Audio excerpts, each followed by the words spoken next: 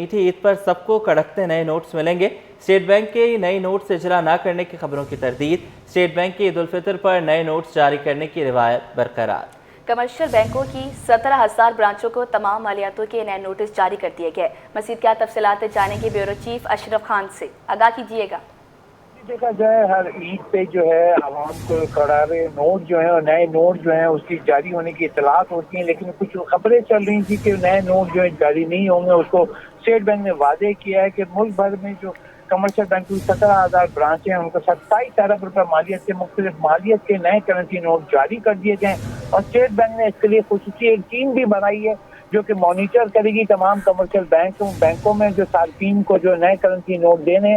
और साथ ही state bank of Pakistan ने यह भी हिदायत दी है कि तमाम जो ATMs हैं उसमें भी यकीन दहानी कराई जाए कि जो मजहबी त्यौहार है उसके दौरान जो है वो ATM पर जो है साफ शफाफ और नए नोट वहाँ पे मिले, उसको भी यकीन दहानी कराई है। जो स्टेट बैंक ऑफ पाकिस्तान की खुसूसी टीम है उसकी मॉनिटरिंग भी करेगी, उसकी रिपोर्ट भी देगी। और यहाँ पे सार्फिन को भी कहा है कि एक लिमिट के हिसाब से अपने कमर्शियल बैंकों से वो अपने नए करेंसी नोट हासिल कर सकते हैं। लेकिन इससे पहले बताऊं कि कुछ खबरें चल रही थी कि नए करेंसी नोट नहीं आएंगे। अमूमी तौर पर हर साल स्टेट बैंक ऑफ पाकिस्तान जैसे कि करता है कि मखसूस जो ब्रांचें हैं 17,000 ब्रांचेज हैं जो मुख्तलिफ कमर्शियल बैंकों की उससे नए करेंसी नोट जारी करते हैं ताकि वो अपने सार्फिन को नए करेंसी नोट दे सके। ठीक है, बहुत शुक्रिया, आपने हमें अपडेट किया। मुनशियात के आदी अफराद ने लियारी एक्सप्रेसवे को भी न बख्शा, हिफाजती बाउंड्री निकाल कर बेच डाली, जिसके बायस हादसात मामूल बन गए हैं। लियारी एक्सप्रेसवे की क्या सूरत हाल है, जान लेते हैं सलमान सलीम से। जी देखिए, बिल्कुल इस वक्त हम लियारी एक्सप्रेसवे पे मौजूद हैं और जैसे कि कराची शहर में जो नशे के आदी अफराद हैं वो कराची को खोखला करते जा रहे हैं। पुल हो या रोड हो या उसके साइड की जो बेल्ट होती है वो हो, तमाम चीज़ें ही खोखली होती जा रही हैं और नशे के आदी अफराद नशा पूरे करने के लिए, अपनी लत बरकरार रखने के लिए कराची का जो लोहा है, जो सरिया है, वो बेचे जा रहे हैं। इस वक्त लियारी एक्सप्रेसवे की अगर हम हालत दिखाएँ आपको तो ये वो बाउंड्रीज़ हैं जो कि हिफाजती बाउंड्रीज़ कहलाती हैं। लियारी एक्सप्रेसवे क्योंकि मोटरवे की तर्ज के ऊपर बनाया गया है और जो हिफाजती इक़दाम हैं वो यहाँ पर तमाम हिफाजती इक़दाम किए गए थे, लेकिन जो नशे के आदी अफराद हैं उनकी जानिब से यहाँ की जो सेफ्टी बाउंड्रीज़ हैं उनको भी काट दिया गया है, वो भी जो है वो चुरा लिया गया है। क्योंकि ये पूरा लोहा है, मेरे कैमरामैन कयूम शेख आपको जो है वो दिखा सकते हैं कि ये पूरी जो बाउंड्री लाइन है, इस पूरी बाउंड्री लाइन को इनकी जानिब से तोड़ दिया गया है और इसका जो लोहा है वो निकाल कर, सरिया निकाल कर बेच दिया गया है और उसके एवज़ नशा जो है वो ख़रीदा जाता है, मंशियात ख़रीदी जाती है जिससे उनकी लत पूरी होती है। रोज़ाना की बुनियाद के ऊपर इस मुकाम के ऊपर हादसात होते हैं और अब से कुछ देर कबल भी लियारी एक्सप्रेसवे के ऊपर एक हादसा हुआ जिसमें 2 बच्चे समेत एक शख्स जो है वो ज़ख्मी हुआ। गाड़ी जो है वो नीचे खाई में जा गिरी और उसकी बुनियादी वजह यह है कि हिफाजती इक़दाम, हिफाजती बाउंड्रीज़ जो हैं इनको चुरा लिया गया है, इनको खोखला कर दिया गया है। मेरे कैमरामैन जो है वो आपको दूसरी जानिब भी दिखा सकते हैं कि बाउंड्रीज़ जो हैं वो कहीं से टूटी हुई हैं, कहीं से जो है वो बिल्कुल ही नहीं है। सामने की अगर हम लोग बाउंड्री की बात करें तो वो भी जो है वो नशे के आदी अफराद ने नशे की लत पूरी करने के लिए बेच दिया है। और तमाम मुतादिद इस तरह के यहाँ पे वाक़यात जो है वो रिपोर्ट होते हैं कि गाड़ी जो है वो खाई में गिर जाती है। अगर ये हिफाजती इक़दाम या हिफाजती बाउंड्रीज़ यहाँ पर सही तरीके से मौजूद हों तो यकीनी तौर के ऊपर ये जो बड़े हादसात होते हैं इनमें कमी आ सकती है। कराची पुलिस की जानिब से कोशिश की जा रही है कि मंशियात की जो तरसील है उसके ऊपर पाबंदी लगाई जाए और जो भी मंशियात फरोश हैं उनके खिलाफ जो है वो क्रैकडाउन किया जाए। जी, इंसदाद दहशतगर्दी अदालत सेंट्रल जेल में मुस्तफ़ा आमिर कत्ल केस की समाअत हुई। अदालत ने मुलजिम अरमगान के जिस्मानी रिमांड में 24 मार्च तक तौसीह कर दी। तफसीलात बताएंगे जवाद आसिम। जी देखिए, मैं इस वक्त इंसदाद दहशतगर्दी अदालत सेंट्रल जेल के बाहर मौजूद हूँ। आज मुस्तफ़ा आमिर अगवा और कत्ल केस की समाअत हुई जहाँ पर मुलजिम अरमगान को 7 रोज़ा जिस्मानी रिमांड मुकम्मल होने पर पेश किया गया। अदालत ने मुलजिम के जिस्मानी रिमांड में 24 मार्च तक तौसीह कर दी है। वकील सफाई की इस सदा पर आज मुलजिम के वालिदैन को कमरा अदालत में आने की इजाज़त दी गई।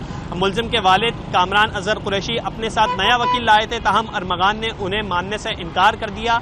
कहा अरमगान ने मैं ये वकील नहीं लूंगा और मेरे इसके अलावा दूसरा मुकदमा था जो सहाफ़ी पर फायरिंग करना था, वहाँ भी मुलजिम अरमगान को 4 रोज़ा जिस्मानी रिमांड मुकम्मल होने पर पेश किया गया। उस मुकदमे में भी मुलजिम अरमगान के जिस्मानी रिमांड में 24 मार्च तक तोसी कर दी गई है। जो वकील वालदा मुलजिम अरमगान की वालदा की तरफ से थे ताहिर तनोली वो आज अदालत में पेश हुए और उनके मुताबिक जो है वो अरमगान एतराफ़े जुर्म करने के लिए तैयार हो चुका है, जिस पर अदालत ने कहा है कि आप मुताल्लिका फोरम यानी जो जुडिशल मजिस्ट्रेट की अदालत है वहाँ जाकर मुलजिम का एतराफ़ी बयान कलम बंद करवाएं। याद रहे आज कबलजी सहाफ़ियों के दाखिले पर भी जो है वो अदालत के अंदर पाबंदी लगाई गई, क्योंकि गुज़श्ता रोज़ स्पेशल प्रोसिक्यूटर जनरल को खत लिखा था कि कामरान अजहर कुरैशी जो मुलजिम अरमगान के वालिद हैं वो धमकियां दे रहे हैं, जिस पर अदालत ने मुताल्लिका अफराद के दाखिले पर पाबंदी लगाई थी। ताहम आज वो तो अंदर चले गए, ताहम सहाफ़ियों को जो है वो बाहर ही रोक दिया गया था। अरब मुलजिम अरमगान के दोनों मुकदमात में 24 मार्च तक जिस्मानी रिमांड में तोसी हो चुकी है। मज़ीद बात कर लेते हैं। मुस्तफ़ा आमिर कत्ल केस, मुलजिम अरमगान के रिमांड से मुतालिक समाअत का तहरीरी हुक्मनामा जारी। अदालत ने तफ्तीशी अफसर को मुलजिम का तिब्बी मुआयना कराकर रिपोर्ट 3 दिन के अंदर जमा करवाने की हिदायत कर दी। जी आपको अपडेट करें, मुस्तफ़ा आमिर कत्ल केस, मुलजिम अरमगान के रिमांड से मुतालिक समाअत का तहरीरी हुक्मनामा जारी। अदालत ने तफ्तीशी अफसर को मुलजिम का तिब्बी मुआयना कराकर रिपोर्ट 3 दिन के अंदर जमा करवाने की हिदायत कर दी। इंसदादी दहशतगर्दी अदालत सेंट्रल जेल मुस्तफ़ा आमिर अगवा और कत्ल केस समेत मुलजिम अरमगान के रिमांड की समाअत का तहरीरी हुक्मनामा जारी। तफ्तीशी अफसर की जानिब से मुलजिम के जिस्मानी रिमांड की इस्तदा की गई। तफ्तीशी अफसर के मुताबिक मुलजिम से बरामदशुदा लैपटॉप मोबाइल फोरेंसिक के लिए लाहौर भेज दिए हैं। तफ्तीशी अफसर के मुताबिक फोरेंसिक की रिपोर्ट का इंतज़ार है। आपको बताते चलें कि मुलजिम अरमगान के रिमांड से मुतालिक समाअत का तहरीरी हुक्मनामा जारी कर दिया गया है। अदालत ने तफ्तीशी अफसर को मुलजिम का तिब्बी मुआयना कराकर रिपोर्ट 3 दिन के अंदर जमा करवाने की हिदायत की है। जी हाँ, मुस्तफ़ा आमिर कत्ल केस, मुलजिम अरमगान के रिमांड से मुतालिक समाअत का तहरीरी हुक्मनामा जारी। अदालत ने तफ्तीशी अफसर को मुलजिम का तिब्बी मुआयना कराकर रिपोर्ट 3 दिन के अंदर जमा करवाने की हिदायत कर दी। मुस्तफ़ा आमिर अगवा और कत्ल केस, मुलजिम अरमगान के रिमांड की समाअत का तहरीरी हुक्मनामा जारी कर दिया। तफ्तीशी अफसर की जानिब से मुलजिम के जिस्मानी रिमांड की इस्तदा की गई। तफ्तीशी अफसर के मुताबिक मुलजिम से बरामदशुदा लैपटॉप मोबाइल फ़ोन्स फोरेंसिक के लिए लाहौर भेज दिए गए। तफ्तीशी अफसर के मुताबिक फोरेंसिक की रिपोर्ट का इंतजार है। मज़ीद क्या तफसीलात बताएंगे जवाद आसिफ, बताइएगा। जी बिल्कुल, देखिए इंसदादी दहशतगर्दी अदालत में मुस्तफ़ा आमिर अगवा और कत्ल के मुलजिम अरमगान को मौसूल हो गया है। तहरीरी हुक्मनामे के मुताबिक तफ्तीश ने अदालत को बताया कि मुलजिम लैपटॉप मोबाइल फोन फोरेंसिक के लिए लाहौर भेज दिए गए हैं, जिसकी रिपोर्ट का इंतजार है। जबकि तफ्तीशी अफसर ने यह भी बताया कि आला अफसरान की जानिब से तशकील मुलजिम की तहकीक कर रही है कि वकील मुलजिम ताहिर तनोली ने जिस्मानी रिमांड की मुखालफत की है।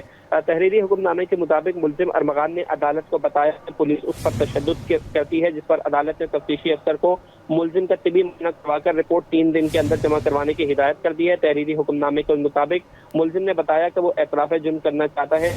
तफ्तीशी अफसर ने कहा कि मुलजिम का एतराफ़ी बयान SSP AVCC के सामने कलम बंद हो चुका है, जबकि मुलजिम अपने वालिद की तरफ से लाए गए वकील खुर्रम अब्बास को अपना वकील मानने से इनकार किया। अदालत ने मुलजिम के जिस्मानी रिमांड में 7 रोज की तोसी करते हुए तफ्तीशी अफसर को तफ्तीश मुकम्मल करने की हिदायत कर दी है। जबकि तहरीरी हुक्मनामे के मुताबिक आइंदा समाअत पर मुकदमे के चलान के हवाले से मुलजिम की दरखास्त पर भी सुनवाई होगी। जी जवाद आसिफ, आप हमारे साथ ही मौजूद रहिएगा।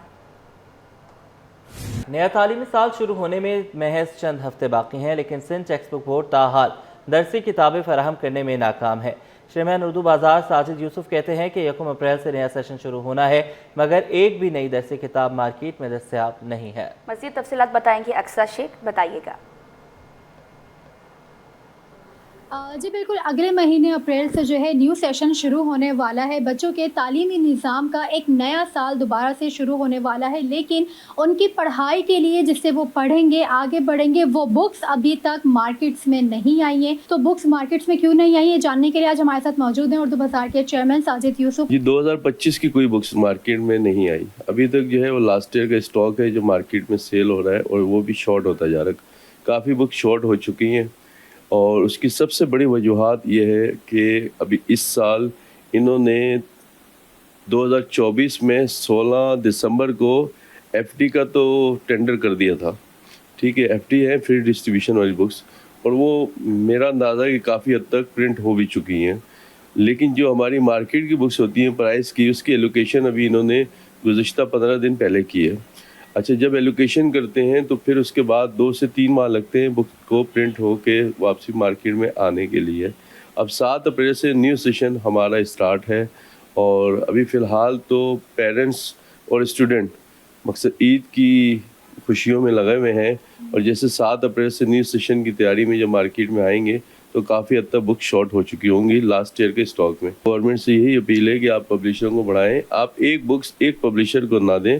तो इनका हुकूमत से भी यही मुतालबा है कि पब्लिशर्स को बढ़ाया जाए ताकि जो एंड में बुक्स का स्टॉक ख़त्म हो जाता है, जो वालदेन को इतनी परेशानी होती है उनकी परेशानी कम हो सके और बुक्स अपने टाइम पे पब्लिश होकर आ सकें। जी, इंटरमीडिएट इम्तहानात करीब आ गए, ई मार्किंग के असूल ताहाल गैर वाज़ेह।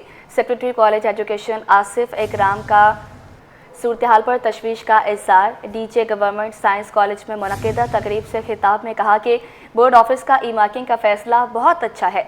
ई मार्किंग से मुतालिक कॉलेज एजुकेशन डिपार्टमेंट अपने तौर पर वर्कशॉप्स का इनकाद करेगा। तफसीलात जान लेते हैं सैयद ज़ुबैर राशिद से, अपडेट कीजिएगा। जी बिल्कुल, देखिए इस वक्त मैं मौजूद हूँ डीजे सिंध गवर्नमेंट कॉलेज में और डीजे सिंध गवर्नमेंट कॉलेज में आज जो है एक पुरवकार तकरीब का इनकाद किया गया है जिसमें बतौर मेहमान खुसूसी सेक्रेटरी कॉलेज एजुकेशन आसिफ इकराम साहब ने जो है वो शिरकत की। इस वक्त हमारे साथ मौजूद हैं। आज आपने बतौर मेहमान खुसूसी शिरकत की है, क्या कहेंगे? ये बड़ी खुशी का मौका है कि डी साइंस का जो 24-25 को जो मैगज़ीन है जिसका नाम मखज़न है, आज उसकी इनागुरेशन है और इसी सिलसिले में यहाँ मौजूद हूँ। और देखिए, जहाँ तक हमारे ताल्लुक़ है तदरीसी काम का और गैर तदरीसी का, दोनों की अपनी अहमियत है। और ये जो लिटरेचर के हवाले से और जो लिटरेरी एक्टिविटीज़ है ख़ासकर मैगज़ीन के हवाले से, ज़ाहिर सी बात है उसमें आपके मकाले भी होते हैं, तहरीर भी होती हैं, उस पर आपके गज़लें भी होती है, नज़म भी शामिल होती है, दीगर जो आपके जो करंट अफेयर्स हैं उसके भी चीज़ उसमें शामिल होती है। ये बच्चों को इनफैक्ट मोटिवेट करती है उनके जो इंटेलेक्चुअल परसूट के लिए। और इसमें ना सिर्फ बच्चों का एक रोल होता है बल्कि उनके असातिज़ा कराम का भी बड़ा अहम किरदार होता है जो उनको गाइड करते हैं। आसिफ इकराम साहब, ई मार्किंग के हवाले से आला सानवी तालीमी बोर्ड कराची ने जो है अब एसेंशियल कर दिया है कि जब अब कॉपियाँ इम्तिहानी चेक की जाएंगी वो ई मार्किंग के तहत की जाएगी। देखें, ये बहुत मैं समझता हूँ कि बड़ा ऐसा अमल है कि ई मार्किंग के हवाले से, क्योंकि अभी जो गुज़श्ता हफ्तों में आपने देखा कि जो रिज़ल्ट्स के हवाले से जो बोर्ड्स के हवाले से गुफ्तगू हुई उसमें सबसे पहली बात यही थी कि जहाँ आपका जो असेसमेंट है वो बहुत ज़रूरी है, इसको बेहतर किया जाए। तो मेरी कोशिश है कि हम न सिर्फ ये कि इस हवाले से काम करें बल्कि हमारी कोशिश होगी कि हमारे जो नए असातिज़ा कराम जो हमारे सिस्टम का हिस्सा बनाए उनके लिए भी हम इंडक्शन कोर्सेज़ करें ताकि पेडागॉजी के हवाले से भी काम हो और ख़ासकर ई मार्किंग हवाले से उनकी जानकारी बहुत ज़रूरी है। मेरे ख्याल में माजी के अंदर भी ई मार्किंग के हवाले से कुछ सेशंस हुए हैं, हम चाहेंगे उन्हीं को रीइंफोर्स करें, उनमें मज़ीद इम्प्रूवमेंट लेके आएँ। तो आपकी बात बिल्कुल सही है, इसमें यकीनन हमें टीचर्स को इक्विप करना पड़ेगा मॉडर्न स्किल्स के साथ। ठीक है जी, बहुत शुक्रिया जी। सेक्रेटरी कॉलेज एजुकेशन आसिफ इकराम साहब इस वक्त हमारे साथ मौजूद थे, हमसे खुसूसी गुफ्तगू कर रहे थे। जी, पानी के अमराज से बचाव के लिए मेयर कराची का बड़ा इक़दाम। बैरिस्टर मुर्तज़ा वहाब ने किडनी हिल पंपिंग में क्लोरिनेशन सेंटर का इफ्तिताह कर दिया। पानी में क्लोरीन शामिल होने से नेगलेरिया जैसी बीमारी पर काबू पाया जा सकेगा। हमारे नुमाइंदे Sheikh Mukhtar senior officer KMC Ali Hasan Sajid के साथ ही मौजूद हैं, तफसीलात उनसे जानते हैं, बताइएगा। जी बिल्कुल, पानी के मर्ज से बचाव के लिए मेयर कराची बैरिस्टर मुर्तज़ा वहाब का अहम इकदाम जो है सामने आया है। आज जो है किडनी हिल पंप में पहले क्लोरेशन सेंटर का इफ्तिताह जो है वो बाकायदा तौर पर कर दिया गया है। 29 क्लोरेशन सेंटर जो है शहर में बनाने का फैसला किया गया था। इस वक्त बल्दिया उज़्मा कराची के सीनियर ऑफिसर अली हसन साजिद हमारे साथ मौजूद हैं। ये बताइएगा क्लोरेशन सेंटर बनाने के क्या मकासद हैं और क्या फ़ायदा है ये क्लोरेशन सेंटर बनाने का? देखिए, माजी में ऐसा होता रहा है कि इस मौसम में अक्सर व बेशतर जो है पानी के अमराज पैदा होते थे, जिसमें ख़ास तौर पे नेगलेरिया जो है वो बड़ा अहम मर्ज़ है और जानलेवा है। तो उससे बचाव के लिए मेयर कराची बैरिस्टर मुर्तज़ा वहाब ने ये फैसला किया कि पानी में क्लोरीन शामिल करने के लिए क्लोरेशन सेंटर बनाए जाएँ। तो 29 क्लोरेशन सेंटर का फैसला किया गया, 10 उसमें से मुकम्मल हो चुके हैं। और इससे फ़ायदा ये होगा कि इस पंप से जहाँ हम लोग इस वक्त मौजूद हैं, जब पानी पंप होगा और घरों तक पहुंचेगा तो उसमें क्लोरीन शामिल होगी, जिससे अमराज के पैदा होने का ख़तरा कम से कम हो जाएगा। ये जो पंपिंग स्टेशन है, जो किडनी हिल पंपिंग स्टेशन कहलाता है, इससे बहादराबाद, शरफाबाद और जो MA जनरल रोड के जो बंदूक खान हैं वहाँ तक के जो घर हैं वहाँ पानी पहुँचेगा और उन लोगों को इससे फ़ायदा होगा। जी बहुत शुक्रिया। इनका यही कहना था कि क्लोरेशन सेंटर से पानी बाकायदा तौर पर रिसाइकिल होगा और क्लोरीन भी इसमें जो है वो शामिल किया जाएगा ताकि जो है वो अमराज से बचा जा सके। इनकी जानिब से ये भी कहा गया है कि अभी जो है 29 क्लोरेशन सेंटर का इफ्तिताह जो है वो किया गया है, जबकि आइंदा आने वाले दिनों में जो है वो तमाम क्लोरेशन स्टेशन जो अभी मुकम्मल नहीं है उनका भी जो है इफ्तिताह कर देंगे।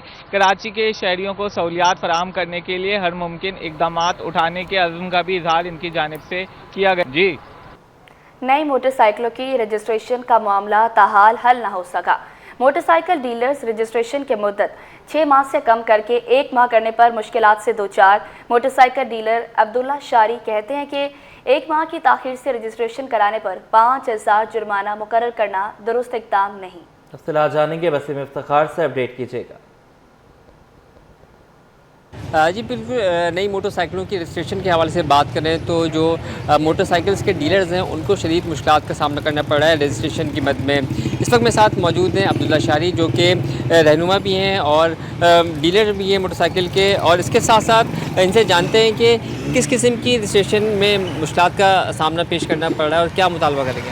अस्सलाम वालेकुम जी, पहले तो ये होता था कि कोई भी मोटरसाइकिल हम जब सेल करते थे तो उसको 6 महीने के अंदर रजिस्ट्रेशन कराना लाजिम था, वरना उसके ऊपर पेनल्टी आयद की जाती थी। अचानक से एक नोटिफिकेशन आता है कि जी आज से ये इम्प्लीमेंट है कि जिसकी 1 महीने की पुरानी इनवॉइस होगी उसकी गाड़ी की रजिस्ट्रेशन पे 5000 रुपये जुर्माना लगा दिया जाएगा। सेल पहले ही नहीं, ये हम आपके मीडिया के तवज्जुह से सैकड़ों बार बता चुके हैं। 2 महीने 3 महीने 4 महीने पुराने स्टॉक भी लोगों के पास मौजूद है। लाख मोटरसाइकिल भी अगर कराची में मैं कहूँ तो कम है, ज़ाहिर सी बात है कंपनी के पास स्टॉक भी होगा। अगर मैं अपनी गाड़ी बेचने के लिए 2000 रुपये नफ़े के लिए, या मेरा कोई दुकानदार 5000 नफ़े के लिए मेहनत करता है पूरा दिन और एक गाड़ी बेचने के बाद उसको जुर्माना भी देना है उसने, तो कुछ सिलसिला ऐसा है नहीं। ठीक है, हुकूमत ने अगर कुछ चीज़ को चेंज करना है तो बिल्कुल करे, मगर वो भी थोड़ा सा वक्त दे, थोड़ा टाइम दे। और सेकेंडली जो नंबर प्लेटें नहीं आई है उनकी पेनल्टी हमें कौन देगा? क्या आवाम सिर्फ हुकूमत को पेनल्टी भरने के लिए? जो फाइलें नहीं आ रही हैं उनकी पेनल्टी कौन देगा? जो मसाइल हैं इनकी पेनल्टी कौन देगा? तो अगर गवर्नमेंट पेनल्टी लेना चाह रही है तो फिर जो आवाम के साथ मसाइल है उनको भी तो पूरा करें। अच्छा, थोड़ा सा इसको क्लैरिफाई करिएगा कि अगर 1 महीने ताख़ीर से रजिस्ट्रेशन होती है, यानी कि 1 महीने का वक्त मुकर्रर है, तो फिर 5000 रुपये पेनल्टी देनी पड़ेगी? जी, एक मोटरसाइकिल के ऊपर अगर आप 1 महीने के अंदर रजिस्टर्ड नहीं कराते तो 5000 रुपये जुर्माना आयद किया गया। ठीक है। नफ़ा 2000 या 3000 और जुर्माना 5000। इस वक्त वो सेल ही नहीं है। मेरे पास अगर मैं 50 गाड़ी की बात करता हूँ, मेरे पास खड़ी है, किसी के पास 100 गाड़ी खड़ी है, तो वो 1 महीने में तो नहीं बिकेगी ना। जी बिल्कुल, ये तो अब्दुल्ला शारी जिनका मुतालबा है कि फ़ौरी तौर पर हुकूमत नज़रसानी करे इस फैसले पे, क्योंकि वैसे ही जो है पहले ही सेल नहीं है महंगाई की वजह से, और अगर मोटरसाइकिल बिकती है और उसको 1 महीने से ज़्यादा हो जाते हैं तो फिर 5000 रुपये का जुर्माना उनको अदा करना पड़ता है। ये फ़ैसला किया गया है, तो इनका मुतालबा है कि हुकूमत फ़ौरी तौर पर इस फैसले को नज़रसानी करके ना सिर्फ डीलर्स को रिलीफ फराहम किया जाए बल्कि आम आवाम के लिए भी आसानियाँ पैदा की जाए। जी, शहर का तारीखी नेटी जेटे पुल भी लोहा चोरी करने वालों के निशाने पर आ गया। नशे के आदी अफराद पुल के अतराफ लगे कई जंगले काट कर ले गए। जंगले न होने के बाद हादसात का खतरा बढ़ गया। मज़ीद तफसीलात बताएंगे उसामा मलिक, बताइएगा। जी बिल्कुल, शहर कायद में जो है वो बहुत सारी जगहों पे ब्रिजों पे जो है वो नशे के आदी अफराद ग्रिलें दीगर चीज़ें जो लोहा काट काट कर ले जाते हैं। ऐसा ही एक पुल नेटी जेटी भी है जो कि कराची का तारीख़ी पुल है और उसकी भी हालत ज़ारी है कि चोरों के वो रहमो करम पर है।